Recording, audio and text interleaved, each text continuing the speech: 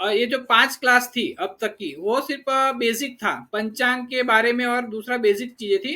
अब से जो चीज़ें क्लास चालू होगी, वो सारी क्लास बहुत ही डीप में जाएगी। जैसे कि आप राशियों के बारे में समझोगे, राशियाँ क्या होती है, राशियों के हमारे जीवन पे क्या असर आता है, फिर ग्रहों के बारे में समझेंगे, ग्रहों के चलने से उसके गोचर से हमारे जीवन में क्या असर आता है, और उसके बाद हम भाव के बारे में भी समझेंगे। तो यहाँ पे मैंने कुछ एप्लीकेशन के नाम डाले हैं जो आपको काम में आएंगे। तो आपको जो पंचांग देखना है, तो एक ग्रीक पंचांग और हिंदू पंचांग करके 2 मोबाइल एप्लीकेशन आती है, तो वो आपके मोबाइल में डाल दो। ज़्यादातर लोगों ने डाल के रखी होगी, लेकिन यदि किसी को नहीं पता है या फिर वो डालना चाहते हैं, तो वो डाल के रख ले, ताकि आपको पंचांग के बारे में तो मैं आपको कैसे देखना है वो सब समझा तो रहा हूँ, लेकिन ऐसा नहीं कि हर चीज़ को आप मैन्युअली करो। अभी ऑटो ज़माना है टेक्नोलॉजी का, तो आप टेक्नोलॉजी से भी ये सारी चीज़ें निकाल सकते हो। बट उसका बेसिक क्या था वो मैंने अब तक में आपको सिखा दिया है। उसके बाद आप कुंडली चार्ट निकालना है, तो जो बेसिक 3 जो मुझे एप्लीकेशन अच्छी लगती है, उसमें एक एस्ट्रोसेज है जिसके अंदर डिटेल में कुंडली मिलती है। दूसरे कुंडली करके भी एप्लीकेशन है, उसके अंदर भी सारी डिटेल्स मिलती है। तीसरे एक ज्योतिष ऐप करके भी आती है एप्लीकेशन। अब ज्योतिष ऐप एप्लीकेशन का फायदा ये है कि ये ऑफलाइन भी चलती है, मतलब यदि आपके पास इंटरनेट कनेक्शन नहीं है, कुछ नहीं है, तो भी इसमें से आप कुंडली बना सकते हो। इसके साथ यदि किसी को ये नक्षत्र और राशि के चैप्टर में बहुत अच्छा लगा और उसको और कुछ जानने का मन हो रहा हो, तो एक स्काई मैप करके एक एप्लीकेशन आता है। तो उसके अंदर क्या होता है कि वो ऐप को ऐसे मोबाइल को आप आसमान के ऊपर रखोगे, तो आसमान में जो भी तारे दिख रहे हैं या फिर जो भी ग्रह दिख रहे हैं, वो आपको मोबाइल के अंदर वो आपको दिखाएंगे कि ये ग्रह अभी आसमान में चल रहा है। तो वो एक बहुत ही अच्छी एप्लीकेशन है। यदि किसी को ज़्यादा इंटरेस्ट है एस्ट्रोनॉमी में, तो वो एप्लीकेशन डाल सकता है। तो अभी हम लास्ट जो लेक्चर था हमारा, वहां से हम आगे बढ़ेंगे। तो हमने ये 27 नक्षत्रों के नाम देखे थे। अभी इस सीरीज में ग्रहों के नाम याद रखने हैं। तो उसमें पहले आएगा केतु, फिर शुक्र, फिर सूर्य, फिर चंद्र, फिर मंगल, फिर राहु, फिर गुरु, शनि और बुध। तो इस प्रकार से ये 9 ग्रहों के हमने नाम याद रखने हैं नक्षत्रों के स्वामी के लिए। और नक्षत्रों को हमें लाइन से 1 से लेकर 27 के नक्षत्रों के नाम हमें याद रखने हैं। आपको पता है कि सबसे पहला नक्षत्र है अश्विनी। अश्विनी का नंबर हमने 1 दिया है, तो उसका जो राशि स्वामी है वो हो गया केतु। उसी तरह से भरणी का शुक्र, कृतिका का सूर्य, रोहिणी का चंद्र, वृक्ष का मंगल, आंध्रा का राहु, पुनर्वसु का गुरु, पुष्य का शनि और आश्लेषा का बुध हो गया। जब 10 नंबर का जो नक्षत्र आएगा मगा, तो उसका राशि स्वामी फिर से उसी क्रम में आएगा। जैसे कि 10 नंबर का मगा हो गया, फिर 11 नंबर पूर्व फाल्गुनी का शुक्र हो गया। उसी तरह से आप आगे बढ़ोगे तो उत्तर फाल्गुनी, फिर हस्त, फिर चित्रा, फिर स्वाति, फिर विशाखा, अनुराधा और ज्येष्ठा। ये जो लाइन है उसी लाइन में केतु, शुक्र, सूर्य, चंद्र, मंगल, राहु, गुरु, शनि और बुध आएंगे। फिर अपना 19वां नक्षत्र आएगा, वो है मूल नक्षत्र। तो मूल का ग्रह स्वामी कौन सा हो गया? फिर से हो गया केतु। केतु के बाद आएगा शुक्र मतलब पूर्व सटा का शुक्र, उत्तर सटा का सूर्य, श्रवण का चंद्र, घनिष्ठा का मंगल, शतभिषा का राहु, पूर्व भाद्रपद का गुरु, उत्तर भाद्रपद का शनि और रेवती का बुध। ये जो स्वामी ग्रह है वो आपको याद रखने हैं। क्यों? क्योंकि जब हम दशाएं सीखेंगे, विश्वमतरी दशाएं जब सीखेंगे और उससे हम गोचर के फल, समय के फल जानना सीखेंगे, तब ये सारे ग्रहों के हमें जानना बहुत जरूरी रहेगा। अभी हम जानेंगे नक्षत्रों के गुण, कौन सा नक्षत्र कैसा होता है। तो जब आप जन्म लेते हैं, कोई भी बच्चा जन्म लेता है, जो भी जातक जन्म होता है, तो उसकी कुंडली में जन्म के समय पे चंद्र जिस नक्षत्र में है वो उसका जन्म का नक्षत्र हो गया। मतलब कि मानो चंद्र अश्विनी नक्षत्र में है तो अश्विनी उसके जन्म का नक्षत्र हो गया। तो जन्म नक्षत्र से 9वें नक्षत्र के स्वामी का फल देता है। मतलब कि वो नक्षत्र का कैसा, वो जातक का में नक्षत्र का गुण कैसा मिलेगा वो जानना है, तो उसके जन्म नक्षत्र के 9वें नक्षत्र का जो भी स्वामी होता है उस ग्रह स्वामी के हिसाब से फल देता है। जैसे कि हम भरणी नक्षत्र में देखेंगे कि ये भरणी नक्षत्र है, उसका नंबर है 2। यहां से आप 9 नक्षत्र गिने, 1 2 3 4 5 6 7 8 अश्लेषा और 9वां आ गया मगा। मगा का जो ग्रह स्वामी है वो है केतु। जैसे का वो पता है केतु अच्छा ग्रह को हम मानते नहीं है, तो उसका जो भी आएगा मतलब गुण आएंगे, नक्षत्र गुण आएंगे, वो रहेंगे नाशक। ठीक है, ये गुण है आपको दो जगह पे काम में आएंगे। एक तो आपको किसी भी आदमी का स्वभाव जानना, उसके साथ उसके स्वभाव को जानेंगे, जानना चाहते हैं जैसे कि इसका स्वभाव कैसा है वो जानना है, तो उसके लिए गुण वो समझने में हमें एक तो काम में आएंगे। दो वर और कन्या का दोनों की कुंडली जब मिलानी होगी उस टाइम पे भी हमें ये गुण काम में आएंगे।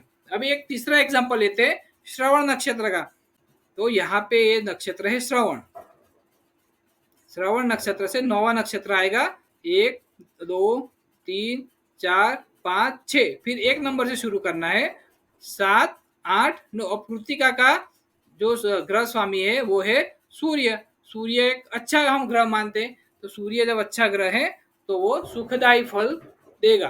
तो सूर्य श्रवण नक्षत्र का गुण रहेगा सुखदायी। ये आगे के पूरे चार्ट में हम ये समझेंगे। जैसे कि हम नक्षत्रों की अब दिशा देखेंगे, तो आपको पता है कि नक्षत्रों की दिशा होती है 4। तो सबसे पहली दिशा आप पकड़ लीजिए दक्षिण। हाँ, ये दक्षिण दिशा है। ठीक है, तो यहां से हम अश्विनी नक्षत्र से शुरू करना है। अब आपको पता है कि दक्षिण के नीचे पश्चिम, पश्चिम के बाजू में उत्तर और उत्तर के बाजू में पूर्व। ये पूर्व दिशा को हम सबसे ऊपर लिखेंगे, क्योंकि जब हम जन्म कुंडली भी बनाते हैं तो मैंने आपको लास्ट लेक्चर में शायद आपको याद हो तो मैंने समझाया था कि हम लग्न कुंडली में लग्न कैसे देखते हैं, तो दिशा में जो राशि होती है वो हमारी लग्न राशि बनती है। मतलब जो सबसे ऊपर जो हम लिखते हैं कुंडली में वो पूर्व दिशा की राशि लिखते हैं। ठीक है, तो हमने सबसे पहले अश्विनी है वो दक्षिणाधिपति नक्षत्र है। अश्विनी है वो दक्षिणाधिपति नक्षत्र है। फिर अश्विनी के बाद भरणी है, वो जाएगा पश्चिम में, हमें क्लॉकवाइज देखो। उसके बाद तीसरा नक्षत्र क्या होता है, तो वो होता है कृतिका, जो रहेगा उत्तर में। और चौथा जो नक्षत्र है वो है रोहिणी, जो रहेगा पूर्व में। उसके बाद जो ये सीरीज है, जो यहाँ पे रोहिणी मृगशीर्ष आंध्रा, उसको हमें यहाँ पे रिपीट करना है। जैसे कि यहाँ पे फिर दक्षिण दिशा में कौन सा आएगा, तो आएगा मृगशीर्ष, फिर यहाँ पे आएगा आंध्रा, फिर यहाँ पे आएगा पुनर्वसु, पुनर्वसु के बाद आएगा पुष्य नक्षत्र, पुष्य के बाद आएगा आश्लेषा, आश्लेषा के बाद आएगा मगा, मगा के बाद पूर्व फाल्गुनी, और पूर्व फाल्गुनी के बाद पूर्व में आएगा उत्तर फाल्गुनी। इस तरह से हम 27 के 27 नक्षत्रों को ऐसे रिपीट करते रहना है, तो हर नक्षत्र की दिशा हमें मिल जाएगी। तो अब ये चार्ट से समझते हैं, ये पूरा चार्ट है, ऐसे 27 नक्षत्रों का चार्ट है, उसमें से हम पहले 7 नक्षत्रों के चार्ट को लेते हैं। तो सबसे पहला जो हमें दिखाई दे रहा है वो है अश्विनी। तो अश्विनी के देवता, तो सबसे पहले हमारे शास्त्रों में हर नक्षत्र का एक देवता है। मतलब कि उस नक्षत्र की हमें उस नक्षत्र की पूजा करनी है, तो उससे जुड़े हमें देवताओं की पूजा करनी चाहिए। तो हम अश्विनी कुमार जो है वो अश्विनी नक्षत्र के देवता है। दक्षिण है, हमने देखा है स्वामी ग्रह, तो केतु उसका स्वामी ग्रह है, जो हमने आगे ये चीज हमने समझी। शुभाशुभ मैंने आपको बताया कैसे देते। तो अश्विनी से जो नौवीं राशि पड़ेगी, मतलब कि अश्विनी से नौवीं राशि है, सॉरी माफ करना, अश्विनी से जो 9वां नक्षत्र है वो है आश्लेषा। तो आश्लेषा का स्वामी ग्रह कौन सा है, बुध है। तो बुध हम क्या मानते हैं, शुभ ग्रह मानते हैं। तो शुभाशुभ मतलब उसके गुण कैसे रहेंगे, तो अश्विनी नक्षत्र के गुण रहेंगे शुभ। ठीक है, उसकी दिशा दक्षिण है, हमने देखा है। अभी जो जाति और प्रकृति है वो आपको एक याद रखनी पड़ेगी। जाति और प्रकृति आपको ज्यादा काम में नहीं आएगी, आपको ज्यादा काम में आएगी योनि, गण और नाड़ी, वर और वधु की जब कुंडली मिलान करते हो, जिसमें हम अष्टकूट, जब अष्टकूट हम कैलकुलेट करते हैं, जो टॉपिक हम बाद में चलाएंगे, तो उसके अंदर ये नाड़ी, योनि, गण, ये सभी हमें देखने पड़ेंगे। और वो दोनों का बलाबल कैसे डिसाइड होता है, बलाबल कैसे देखते हैं, वो हम उस टाइम पे देखेंगे। अभी जस्ट आपको क्या करना है, इस चार्ट को समझना है और चार्ट को जितना हो सके उतना याद करने की कोशिश करनी है। यहाँ पे दो रिवाज है नामकरण करने का। पहला रिवाज है वो है हम राशि के ऊपर से नाम रखते हैं। दूसरा रिवाज है वो हम नक्षत्र के ऊपर से नाम रखते हैं। अब नक्षत्रों के 4 पद होते हैं, तो ये 4 पद के अलग अलग अक्षर होते हैं। जैसे कि आप अश्विनी नक्षत्र की बात करते हैं, तो अश्विनी नक्षत्र का जो पहला पद बनेगा, उसका नाम रहेगा, उसमें किसी जातक का नाम रहेगा चू से। उसके बाद दूसरा जो पद आएगा, मानेगा अश्विनी का जो जातक जन्मा है वो अश्विनी के दूसरे पद में जन्मा है, तो उसका नाम चे से रहेगा, तीसरे में चो से रहेगा और चौथे में ला से रहेगा। अभी प्रॉब्लम क्या होता है कि इस प्रकार के नाम हमारे पास इतने व्यवहार में उपयोगी होते नहीं है, और होते भी है तो हमें अच्छे नहीं लगते, तो हम ज्यादातर राशियों से या फिर हम थोड़ी सी छूटछाट लेके नाम रखते। लेकिन ये नाम ऐसे नहीं कि जो बच्चा जन्मता है उसके लिए ही काम के। यदि आप कोई बिजनेस करते हो या आप कोई आपकी कोई नई प्रोडक्ट आप बनाते हो, उसका नामकरण करते हो, तो ऐसी किसी भी चीज की आप नामकरण करते हो, तो उसमें तो इसमें ये नक्षत्र को के पद के हिसाब से आप नामकरण करेंगे, तो वो आपको हमेशा फायदा देंगे। जैसे रोहिणी नक्षत्र के जो 4 पद है, पहला पद, दूसरा पद, तीसरा पद और चौथा पद, तो 4 में से जो पद आपके जन्म के हिसाब से आता है, वो हिसाब से यदि आप अपने शॉप का नामकरण करेंगे तो वो आपके लिए फायदे कारक होगा। उसके अलावा आप अपने नाम से ना रखें, लेकिन जिस मुहूर्त में आप ये शॉप शुरू करना चाहते हैं, उस मुहूर्त में या फिर उस दिन में चंद्र जिस नक्षत्र के जिस पद में हो, वो पद के हिसाब से आप नामकरण करेंगे, तो भी वो आपके लिए शुभदायी रहेगा, वो आपकी शॉप के लिए शुभदायी रहेगा। इसी तरह आप कोई प्रोडक्ट बनाते हैं, किसी प्रोडक्ट का नामकरण करते, किसी और चीज का नामकरण करते, तो आप नक्षत्रों के हिसाब से करेंगे तो आपके लिए वो शुभदायी रहेगा। अभी हम भरणी की तरफ बढ़ते हैं। तो भरणी नक्षत्र के देवता है यम। भरणी नक्षत्र के देवता है यम, और उसका ग्रह स्वामी है शुक्र। भरणी नक्षत्र का गुण है नाशक। भरणी नक्षत्र का गुण नाशक है। कैसे है, तो मैंने आपको समझाया कि जो भी नक्षत्र है वहां से 9वें नक्षत्र का स्वामी ग्रह पकड़ना है। मतलब भरणी का 2 नंबर है तो 1 2 3 4 5 6, और दूसरी स्लाइड में जाते हैं 6 7 8 9, तो ये हो गया मगा। मगा का ग्रह स्वामी हो गया केतु। जैसे हमें पता है कि केतु बहुत अच्छा ग्रह हम नहीं मानते हैं, तो उसका गुण बनेगा नाशक। भरणी की दिशा पश्चिम है। ये दोनों का अभी जानना इतना जरूरी नहीं है, तो मैं ये पे डिटेल में नहीं जाता हूँ, समय हमारे पास इतना है नहीं। उसके बाद उसका योनि बनेगा वो गज बनेगा, गण है वो मनुष्य, और नाड़ी मध्य है। ये इतना, ये 3 चीजें आप अभी याद रखना, गज, मनुष्य और मध्य। ये सभी में ये थे, जैसे कि ज्येष्ठ, गण और नाड़ी, ये 3 आप हमेशा याद रखना। और ये आपका दिशा स्वामी और शुभाशुभ, इतनी चीजें आप हमेशा याद रखना, तो आपको आगे चल के ये 5 चीजें हर नक्षत्र की आपको याद रहेगी। और ये उसके जो अक्षर है पद के हिसाब से, इतना आपको याद रहेगा, तो वो आपके लिए काफी अच्छा रहेगा। आपको इतना चीजें आपकी जो दिमाग में रहेगी, जितना चीजें है वो आप मुंह जबानी याद रखते हैं, तो आपको जब चार्ट को एनालाइज करना है या फिर कोई भी मुहूर्त निकालना है, तो आपको ज्यादा रेफरेंस को या किताबों को उलट पुलट करने की जरूरत नहीं पड़ेगी।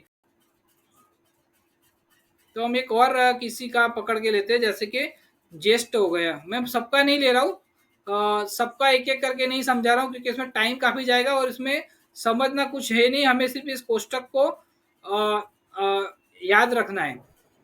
तो जैसे ज्येष्ठ नक्षत्र हो गया, तो उसका देवता रहेगा इंद्र। ठीक है, अब ज्येष्ठ नक्षत्र का स्वामी ग्रह कौन सा हो गया, तो बुध हो गया। और उसका शुभाशुभ क्षय हो गया, तो उसका शुभाशुभ क्षय कैसे हुआ, तो यहाँ पे देखो इसका नंबर है 18, तो यहाँ से एक नंबर पकड़ के चलो, 1 2 3 4 5, 6, 7, 8, 9, तो उत्तर भाद्रपद का स्वामी ग्रह हो गया शनि, तो शनि को भी हम अच्छा ग्रह नहीं मानते, तो उसका जो गुण होगा वो हमेशा अच्छा नहीं रहेगा हमारे लिए, तो हम उसको बोलेंगे क्षय। उसकी दिशा है पश्चिम, उसके योनि है मृग, उसका गण है राक्षस और नाड़ी है अंत्य। ठीक है, और उसके जो शब्द है नो, या, ई, यू, ये चार उसके पद के हिसाब से इसके चार अक्षर है जिसके हम नाम रख सकते हैं। तो मैंने पहले बताया ऐसे योग कुल 27 होते हैं। अभी जैसे आगे हमने समझाया कि जैसे सूर्य और चंद्र के जो अंश का डिफरेंस आता है, मतलब सूर्य और चंद्र के बीच में जो अंश का डिफरेंस आता है वो 12 से बढ़ता है तो तिथि बनती है।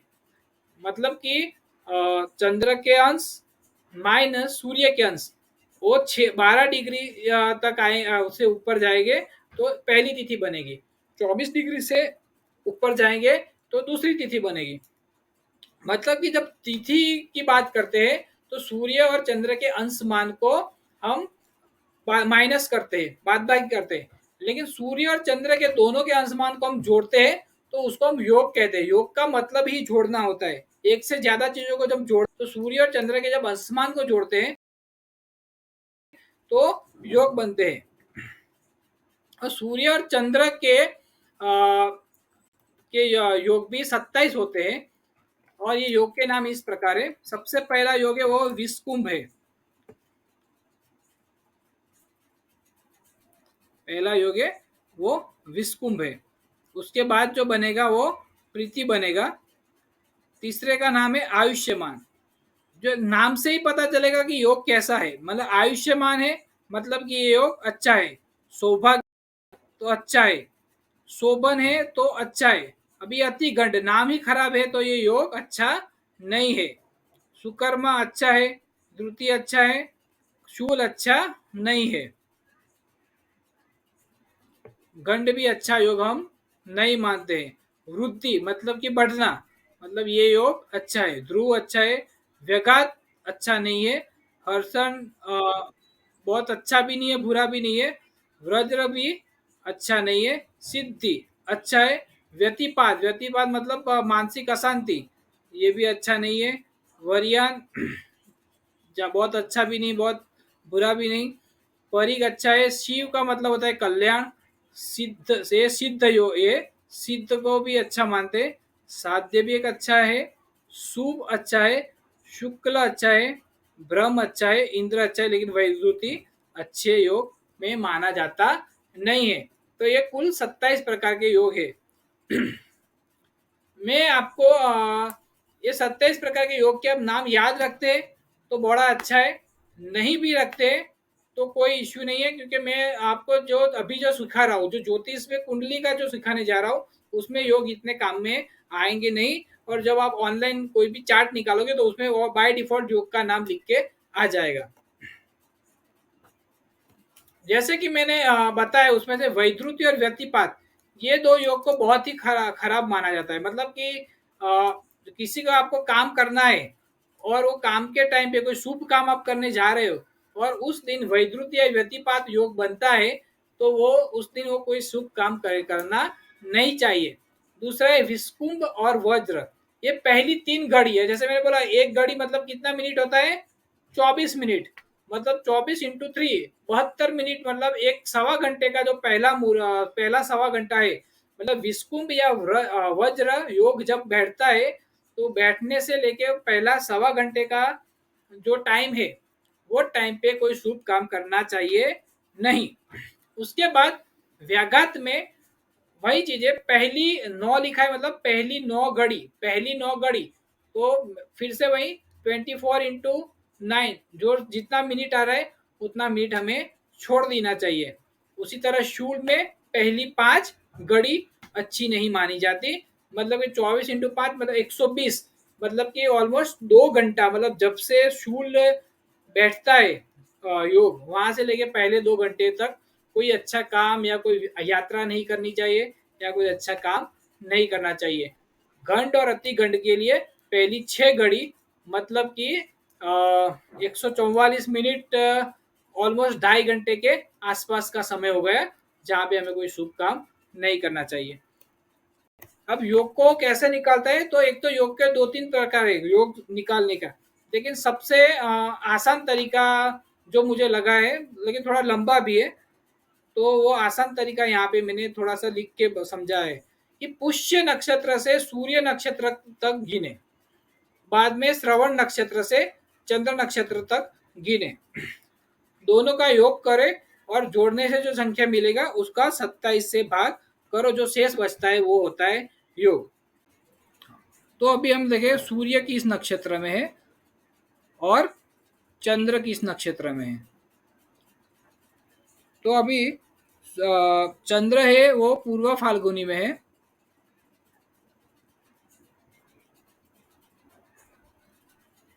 चित्रा नक्षत्र में है।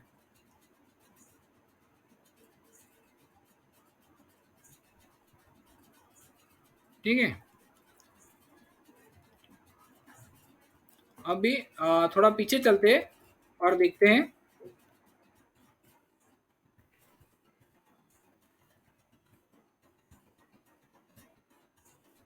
सबसे पहले तो मैंने चित्रा नक्षत्र का नंबर है 14, पूर्व फाल्गुनी का नंबर है 11, श्रवण नक्षत्र का नंबर है 22 और पुष्य नक्षत्र का नंबर है 8। तो आपको ये कहीं पे नोट कर लीजिए पहले दो और 22। अभी हम यहाँ पे चलते हैं।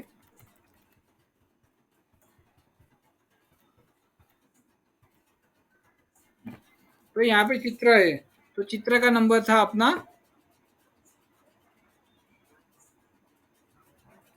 14 और 14 और इसका था 11। ठीक है, अभी हमें क्या करना है, पुष्य नक्षत्र से सूर्य, पुष्य नक्षत्र है तो पुष्य नक्षत्र का क्या नंबर है, तो 8 नंबर है।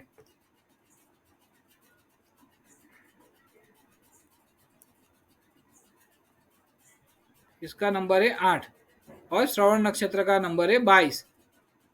तो 22 पहले हम सूर्य का देखते हैं। तो सूर्य पुष्य नक्षत्र है 8 नंबर पे और सूर्य है चित्रा में 14 में। तो 8, 9, 10, 11, 12, 13, 14, मतलब कि यहाँ पे यहाँ पे यह 9 9 नहीं लिख लीजिए, 7 ये मानना है। सूर्य का हो गया। ठीक है, अभी चंद्र 22 पे, श्रवण नक्षत्र 22 पे है और पूर्व फाल्गुनी 11 पे। तो 22, 23, 24, 25, 26, 27, 27 के बाद हम 1 से गिनेंगे। 27 के बाद 1, 2, 3, 4, 5, 6, 7, 8, 9, 10, 11, टोटल कितना हुआ, 17 हुआ। आप भी जरा गिनेंगे तो 17 हो जाएगा, 17। अब 7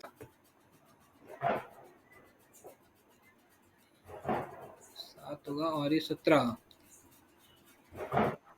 हाँ तो ये हो गया 24। तो हमारा योग बन जाएगा 24, मतलब शुक्ल हमारा योग बन जाएगा।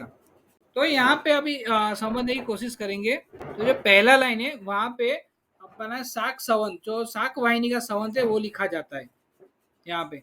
अब यहाँ पे जो सबसे पहले होते हैं वो अंग्रेजी महीना की तारीख यहाँ पे लिखी जाती है, ये जो जगह है वहां पे। ठीक है, उसके बाद हम वार लिखते हैं।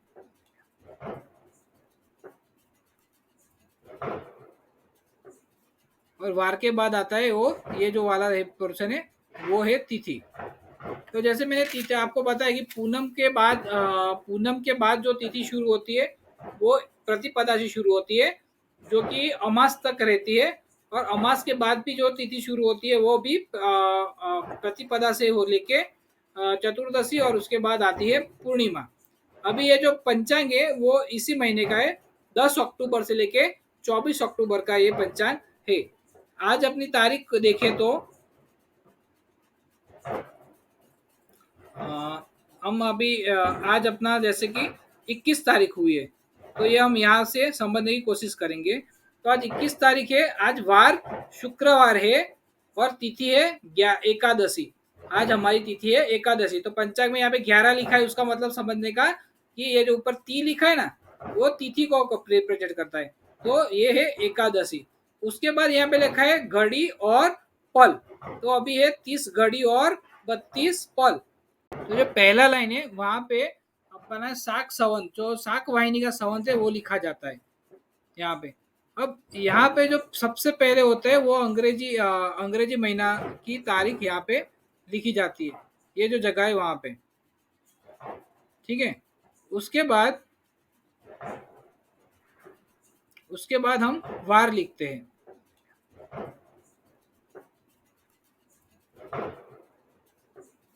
और वार के बाद आता है वो, ये जो वाला पोर्शन है वो है तिथि।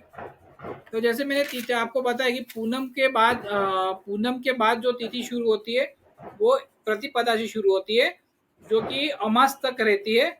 और अमास के बाद भी जो तिथि शुरू होती है वो भी प्रतिपदा से हो लेके चतुर्दशी, और उसके बाद आती है पूर्णिमा। अभी ये जो पंचांग है वो इसी महीने का है, 10 अक्टूबर से लेके 24 अक्टूबर का ये पंचांग है। आज अपनी तारीख देखें तो हम अभी आज अपना जैसे कि 21 तारीख हुई है, तो ये हम यहाँ से समझने की कोशिश करेंगे। तो आज 21 तारीख है, आज वार शुक्रवार है और तिथि है एकादशी। आज हमारी तिथि है एकादशी। तो पंचांग में यहाँ पे 11 लिखा है, उसका मतलब समझने का कि ये जो ऊपर ती लिखा है ना वो तिथि को रिप्रेजेंट करता है, तो ये है एकादशी।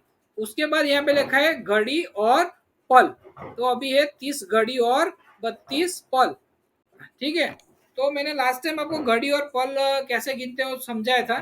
तो 30 घड़ी और 32 पल को यदि हम आवर्स में कैलकुलेट करते हैं तो ऑलमोस्ट वो बन जाएगा, तो शाम के 6:45 ये तिथि समाप्त हो जाती है। अभी रात के 10 बजे, मतलब कि अभी हमारा एकादश तिथि समाप्त हो गई है और अभी चल रही है वो तिथि का है 12 चल रही है। लेकिन हम द्वादश तिथि कब बोलेंगे, जब हम अपना सूर्योदय होगा तब से हम द्वादश तिथि बोलेंगे, मतलब कल सुबह से द्वादश तिथि शुरू हो जाएगी। तो ऐसे आप जहां पे भी जब ये देखते हैं कोई भी पंचांग, तो उसमें जो ये जो समय होता है वो तिथि या उस दिन के समाप्त होने का समय होता है। ऐसे नक्षत्र हो गया। तो आज 21 तारीख है, हम उसी के संदर्भ में देखेंगे। 21 तारीख को जो नक्षत्र आ रहा है अभी,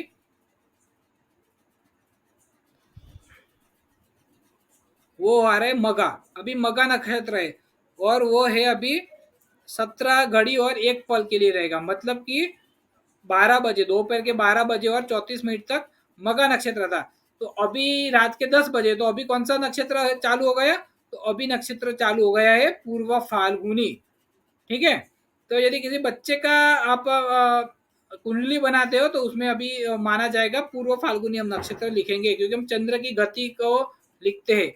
जब नक्षत्र की बात करते हैं ना, तो एक बात समझ लीजिए, सिर्फ नक्षत्र की बात करते हैं, मतलब कि चंद्र अभी पूर्व फाल्गुनी नक्षत्र में है, ठीक है। उसी हिसाब से ये योग है। योग अभी कौन सा चल रहा है, तो अभी शुक्र 21 तारीख में ये योग है आपका ना, ये योग है। और 30 घटी और 30, मतलब कि शाम को 6 बजे बदल के ये व्रज योग हो जाएगा, ठीक है। तो अभी व्रज योग चल रहा है। उसके बाद आएगा अपना करण। तो ये करण यहाँ पे आ गया। करण 21 तारीख में, यस, ये जो पंचांग है बाल करण था, बालव करण था, जो 5:47, मतलब कि 18 घटी, मतलब कि ऑलमोस्ट 5:45 माफ करना, यहाँ पे करण में है ना, इन लोगों ने इंग्लिश समय ही रखा है, दोनों समय नहीं रखा है। तो अभी अपना जो जो यूज कर रहे हैं वही, मतलब शाम के 6 बजे ये करण बदल जाएगा, ठीक है। तो शाम के 6 बजे बदल के कौलव हो जाएगा। तो अभी जो चल रहा है वो करण है, कौलव है। उसके बाद यहाँ पे सूर्योदय और सूर्यास्त के समय लिखे। ये सूर्योदय और सूर्यास्त ये जो पंचांग जिस शहर के संदर्भ में बनाया होगा उस शहर के संदर्भ में लिखा जाएगा। पंचांग है ये, यहाँ शहर का शायद नाम लिखा है कि नहीं लिखा है, ये जगन्नाथ जो अपना है उड़ीसा में, उसके संदर्भ से बनाया गया है। तो वो शहर का सूर्योदय और सूर्यास्त का यहाँ पे समय लिखा जाता है।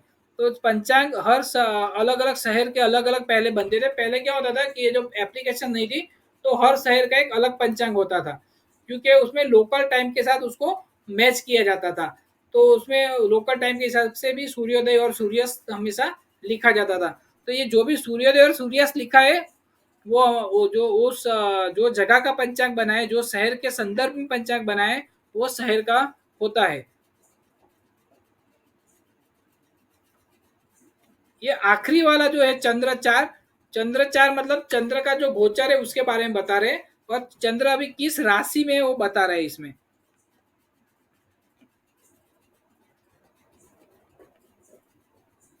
तो आज 21 तारीख है, और अभी चंद्र अभी है सी राशि में है। सी राशि में कब तक रहेगा, तो यहाँ पे जो टाइम लिखा है वो अपना 28 और 47 लिखा है। अभी आप कहोगे कि घंटे तो 24 ही होते हैं, तो 28 कहाँ से हो गए। तो जैसे मैंने आगे जब वार के बारे में समझा रहा था, तो अभी जो हम ग्रीनविच समय यूज कर रहे हैं उसमें रात के 12 बजे के बाद दिन बदल जाता है। मतलब कि जो अभी अंग्रेजी समय जो हमारे व्यवहार में यूज होता है उसमें रात के 12 बजे के बाद दिन बदल जाता है। मतलब कि अभी शुक्रवार है, अभी रात के 12 बजेंगे तो शनिवार हो जाएगा। लेकिन हमारे जो परंपरा है उसमें हम वार बदलते हैं सुबह सूर्योदय के हिसाब से। तो अभी क्या होगा कि एक घड़ी के साथ हमें तालमेल करने के लिए हमने एक थोड़ा सा एक जुगाड़ निकाला है, जुगाड़ जैसा निकाला है कि मानो कि सूर्योदय से पहले, अभी शनिवार का सुबह 6 बजे सूर्योदय होता है मान लो, और उससे पहले ही राशि बदल देती है या फिर नक्षत्र बदल जाता है, और वो रात के 12 बजे के बाद बदलता है रात के 12 बजे के बाद। लेकिन सूर्योदय से पहले बदल, मतलब कि रात के 12 बजे से लेकर सुबह 6 बजे के बीच में कहीं राशि या नक्षत्र बदलता है, तो उसके जो हम समय लिखते हैं उसमें हम 24 में उतने घंटे जोड़ देते हैं।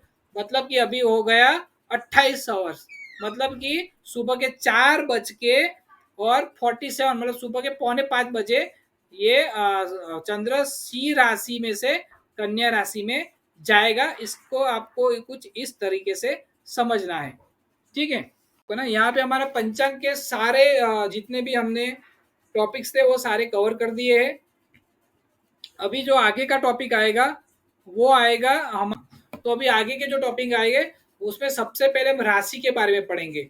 राशियां क्या होती है, 12 राशि होती है। 12 राशि के गुण क्या होते हैं, उसमें लग्न राशि क्या होती है और चंद्र राशि क्या होती है, और वो दोनों में क्या डिफरेंस है वो पढ़ेंगे। और उसके बाद राशियों के गुण, तो उसके कैरेक्टरिस्टिक के बारे में पढ़ेंगे।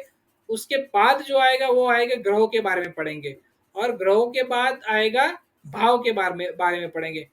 ये तीन चीजें जब हमने पढ़ ली ना, तो हमारा ज्योतिष का बेसिक्स पूरा खत्म हो गया। यहाँ पे हमने बेसिक ज्योतिष के सारे बेसिक फंडामेंटल्स, सारी बेसिक टर्मिनोलॉजी हमने पढ़ ली है। उसके बाद और कुछ समझने का हमारे लिए रहेगा नहीं। तो जो पहले 5 मॉड्यूल जब खत्म हो जाएंगे, तो उसके बाद आप कुंडली को एनालाइज करना हम शुरू करेंगे, और आप भी कुंडली को समझना शुरू कर देंगे।